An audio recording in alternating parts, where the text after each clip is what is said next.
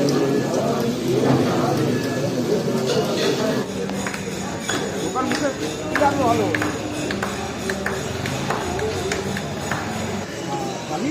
ডালিম 30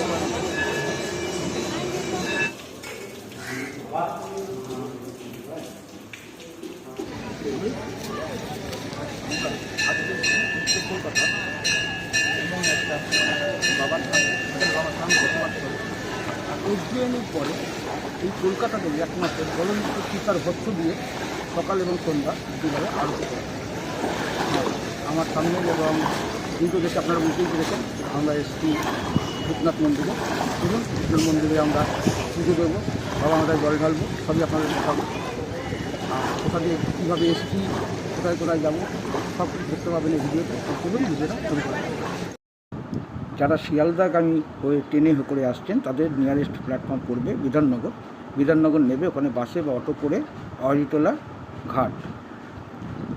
আর যারা মেট্রো করে আসছেন তারা শোভাবাজার সুতানুটির 1 নম্বর গেট দিয়ে বেরোবেন। আর যারা হাওড়া থেকে আসছেন তারা বাদাঘাট হয়ে অরিটোলা ঘাটে চলে আসবেন। এবারে মন্দির সম্বন্ধে একটু বলি। মন্দির 4টে থেকে 6টা অবধি মন্দিরে মঙ্গল আরতি হয়, জ্বলন্ত চিতার ভস্ম দিয়ে বাবার আরতি হয়। এরপর দুপুর 12:30টায় পুরী ক্ষীর হালুয়া সহ থেকে বাবাকে ভোগ নিবেদন করা হয়। তারপর বিকেল 4:30 অবধি মন্দির বন্ধ থাকে। আবার 4:30 থেকে 8টা অবধি মন্দিরটি খোলা থাকে। দ্বিতীয়বার বাবার ভস্ম আরতি হয় সন্ধ্যা 8টায়। সবশেষে রাত 10টায় বাবাকে গাঁজা ও ছিলাম দিয়ে শয়ন দেওয়া হয়। পুরো শ্রাবণ মাস ধরে চলে শ্রাবণী মেলা। প্রায় 300 বছর ধরে অনেক ইতিহাস বহন করে দাঁড়িয়ে আছে শোভাবাজার অরিটোলার ভূতনাথ বা ভূতেশ্বর এই মন্দির। বারাণসীর অঘরী সাধুর হাত ধরে হুগলি নদীর তীরে নিমতলা মহাশ্মশানে প্রতিষ্ঠিত হয়েছিলেন ভূতনাথ মন্দিরের এই শিবলিঙ্গটি। মন্দিরের ভিত প্রতিষ্ঠার পেছনে ছিলেন মল্লিক সম্প্রদায়, তারা ছিলেন ডোম। 1900 পর্যন্ত মন্দিরটি ছিল তাদের তত্ত্বাবধানে। 1934 সাল থেকে মন্দিরটির দায়িত্বভার সামলাচ্ছেন হিন্দু সংস্কার সমিতি। উজ্জয়িনীর মহাকাল মন্দিরের পর ভূতনাথ মন্দিরেই করা হয় নিমতলা মহাশ্মশানের জ্বলন্ত চিতার ছাই দিয়ে আরতি। মন্দিরের পাশেই আছে মহাশ্মশান। কথিত আছে শ্মশানে যাওয়ার আগে কোনো মৃতদেহকে বাবার জল খাওয়ালে স্বর্গপ্রাপ্তি ঠেকাতে পারে না স্বয়ং যমরাজ। আমরা বলতে বলতে আমরা মন্দিরের সামনে পুজো সামগ্রীর দোকানে চলে এলাম। দোকান নম্বর ঠিক না 44 জল লাগেগা।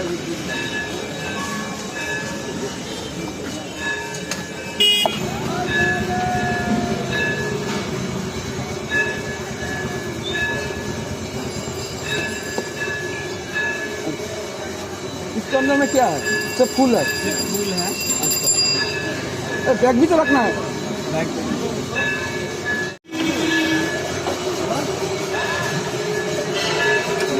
মন্দিরের ভিতরে ঢুকলাম। প্রথমেই দেখুন বসে আছে স্বয়ং নন্দী মহারাজ। আমরা নন্দী মহারাজকেও জল ঢালবো। আগে বাবার মাথায় জল ঢেলে আসি।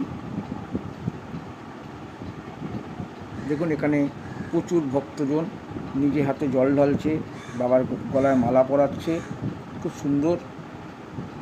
আমরাও নিজে হাতে জল ঢাললাম, মালা পরালাম, পরিয়ে তারপর বাইরে এসে, যেহেতু মন্দিরের ভিতরে আরতি করতে দেয় না, তাই পুজো সামগ্রীর দোকান থেকেই আমাদের আরতির জিনিস দিয়ে দিয়েছিল।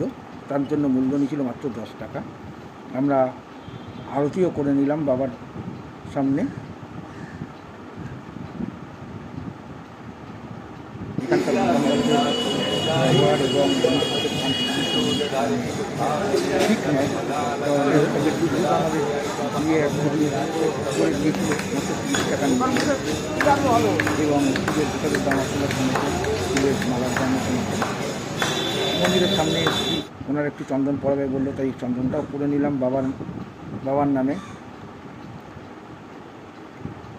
সামনে রয়েছে রবীন্দ্রনাথ ঠাকুরের সমাধি প্রাঙ্গণ, কিন্তু জানি না কী কারণে আজকে বন্ধ ছিল। আমরা সেখান দিয়ে পেরিয়ে এবার যাব আমরা মোটা বাবার মন্দিরে। সামনেই দেখুন একটি মন্দির। আমরা এই মন্দিরটি বাঁদিকে বাহাতে পড়ছে। একে বাহাতে রেখে সামনে একটি মায়ের মন্দির রয়েছে। সেই মন্দিরের পাশ দিয়ে একটি রাস্তা আছে, সেই রাস্তা দিয়ে আমরা যাব মোটা বাবার মন্দিরে। মোটা বাবার মন্দিরটিও প্রায় 300 বছরের বেশিও পুরনো।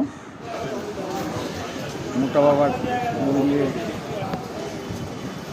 এই পাশ দিয়ে আপনারা যাবেন, এই যে সামনে গিয়ে দেখতে পাবেন মোটা মহাদেব বা দুর্গেশ্বর মহাদেব মন্দির।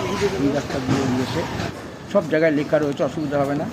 রাস্তা দিয়ে আস্তে আস্তে আমরা দেখে নিলাম একটা পাতালেশ্বর মহাদেবেরও মন্দির, তাই এখানে আমরা বাবাকেও একটু দর্শন করে নিলাম,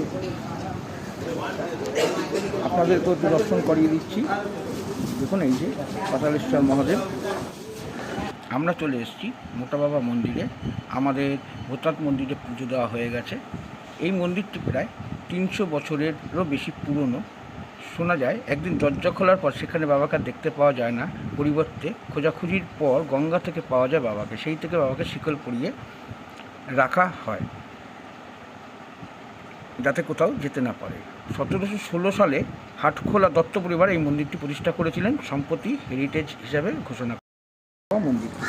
চলুন আমরা মন্দিরটি ভিতরে যাই এবং বাবাকে জল ঢেলে বাবাকে দর্শন করি এবং বাবার মাথায় জল ঢেলে আসি। পাশে দেখতেই পাচ্ছেন বট গাছের চতুর্দিকে মন্দিরটিকে ঘিরে রেখেছে, দেখলেই বোঝা যায় যেটা 300 বছরের বেশি পুরনো। ইটগুলো বেরিয়ে এসছে, রক্ষণাবেক্ষণ ঠিকমতো হয় না।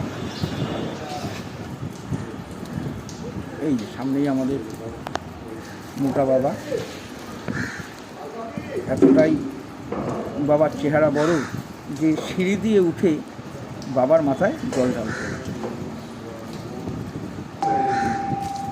এখন সবাই সুন্দর সিঁড়ি দিয়ে উঠে জল ঢালতে হচ্ছে। এখানে বলে রাখি, ভূতনাথ মন্দিরে যেরকম আপনাকে জল বা দুধ কিনতে হবে, এই মোটা বাবার মন্দিরে আসলে কিন্তু কিনতে হয় না। এখানে এই যে দেখুন জল রাখা রয়েছে, পাশে ঘটিও রাখা থাকে। আপনি ঘটি দিয়ে জল তুলে বাবার মাথায় জল ঢেলে বাবার মাথায় জল ঢালতে পারেন। আর সামনেই আছে একটা নন্দী মহারাজের ছোট্ট একটি মূর্তি, ওটাতেও জল দিতে পারেন।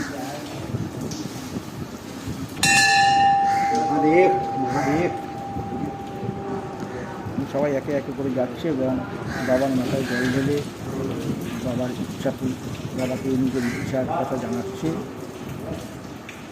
তাই আমরাও তাই করলাম, বাবার মাথায় জল ঢেলে নিজের মনের ইচ্ছা জ্ঞাপন করে আসলাম।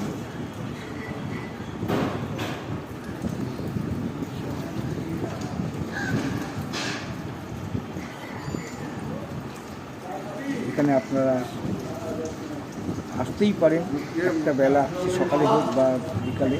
এখানে দেখতে পাচ্ছেন মোটা বড় এই মন্দিরে যে ঝুড়িগুলো ঝুলছে তার সাথে প্লাস্টিক, তাদের মানসিক আছে। আমরা আবার চলে আসলাম ভূতনাথ মন্দিরের সামনে। এই যে দেখতে পাচ্ছেন মহাশ্মশানের এটা কাঠের চুল্লি আছে, আর একটা আছে ইলেকট্রিক চুল্লি। আগেরটা ছিল ইলেকট্রিক চুল্লি, এই যে সামনে এটা আছে কাঠের চুল্লি, একদম ভূতনাথ মন্দিরের পাশেই অবস্থিত। এই ভিডিওটা আমরা এখানেই শেষ করছি। ভালো থাকবেন, সুস্থ থাকবেন, আমাদেরকে পাশে রাখবেন, আর লাইক শেয়ার অবশ্যই করবেন। আপনাদের একটা লাইক একটা শেয়ার আমাকে নতুন নতুন ভিডিও দিতে অনুপ্রাণিত করে।